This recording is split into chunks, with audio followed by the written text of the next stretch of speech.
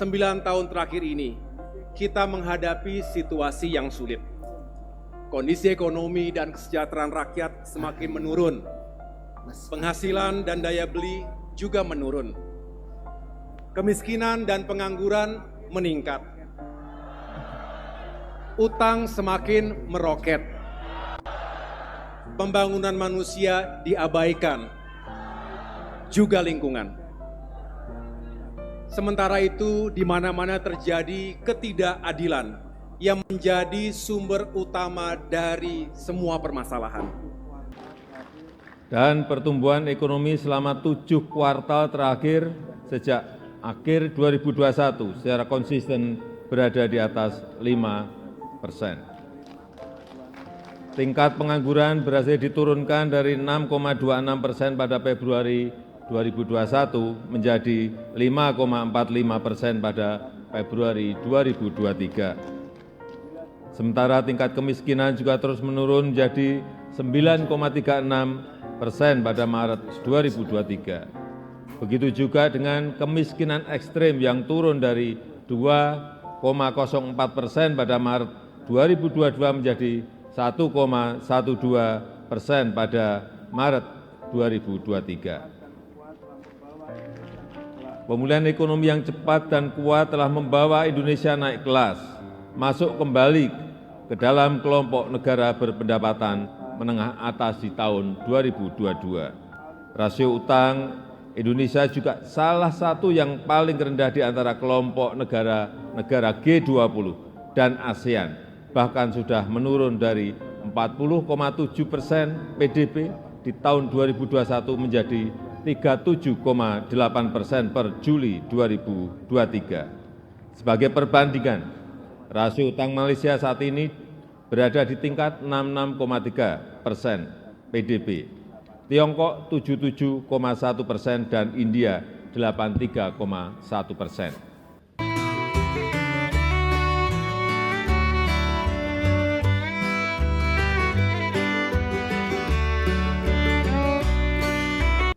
Dalam 3 tahun terakhir, dunia dihadapkan pada guncangan pandemi COVID-19 yang menelan korban 6,9 juta manusia.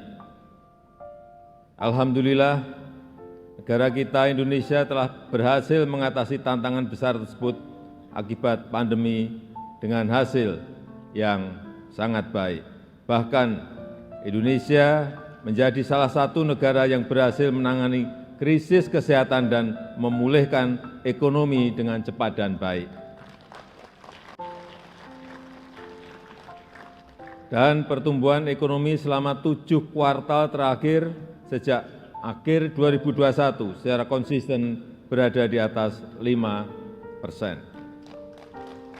Tingkat pengangguran berhasil diturunkan dari 6,26% pada Februari 2021 menjadi 5,45% pada Februari 2023. Sementara tingkat kemiskinan juga terus menurun menjadi 9,36% pada Maret 2023. Begitu juga dengan kemiskinan ekstrim yang turun dari 2,04% pada Maret 2022 menjadi 1,12% pada Maret 2023. Pemulihan ekonomi yang cepat dan kuat telah membawa Indonesia naik kelas, masuk kembali ke dalam kelompok negara berpendapatan menengah atas di tahun 2022. Pemulihan ekonomi Indonesia terus berlanjut. Semester 1 2023 ekonomi nasional tumbuh 5,1%.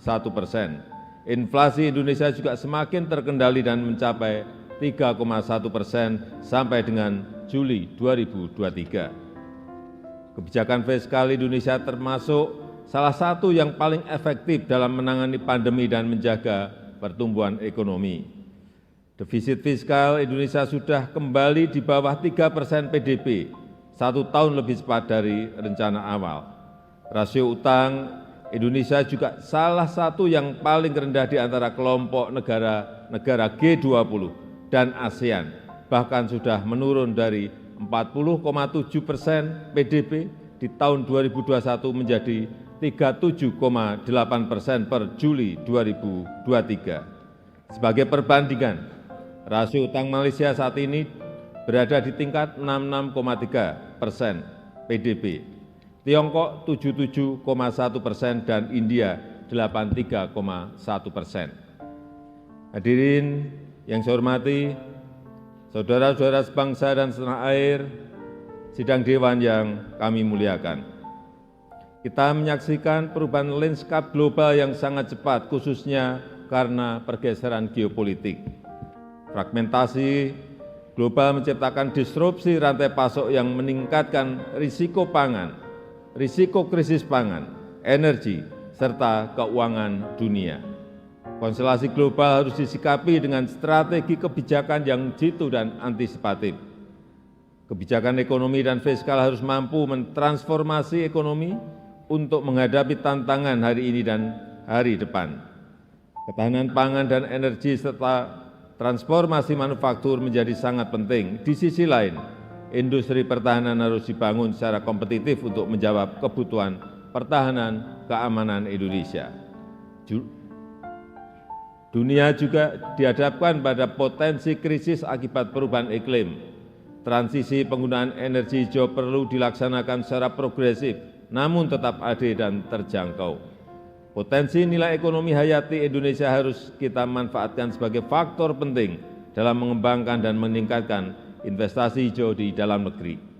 Selain itu, perkembangan digitalisasi dan artificial intelligence diperkirakan akan mendominasi kehidupan perekonomian dunia termasuk di Indonesia. Disrupsi ini harus dihadapi dengan strategi yang tepat.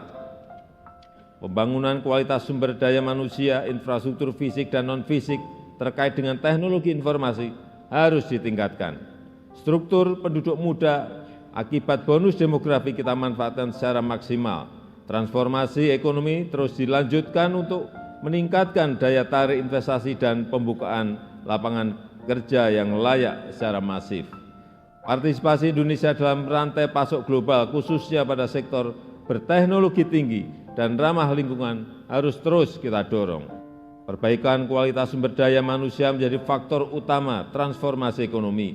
Pembangunan kualitas SDM yang sehat, produktif, dan inovatif juga menjamin inklusivitas serta keadilan terus dilakukan. Maka upaya menghapus kemiskinan ekstrem, stunting, dan pembangunan daerah terpencil harus berhasil. Oleh karena itu, seluruh tantangan global dan nasional harus kita jawab dengan tepat dan efektif. Peran APBN sangat penting dan strategis dalam mendukung, memfasilitasi, serta menentukan arah kebijakan ekonomi, sosial, dan daya saing pertahanan dan keamanan nasional. Kebijakan fiskal ke depan dirancang dengan tujuan mengakselerasi target dan prioritas pembangunan nasional. Agenda transformasi ekonomi termasuk hilirisasi sumber daya alam, baik hasil tambang maupun pangan akan terus dilanjutkan. Perlindungan dan perbaikan kesejahteraan masyarakat khususnya yang berpendapatan rendah juga akan tetap menjadi fokus penting untuk menopang perbaikan struktural secara fundamental.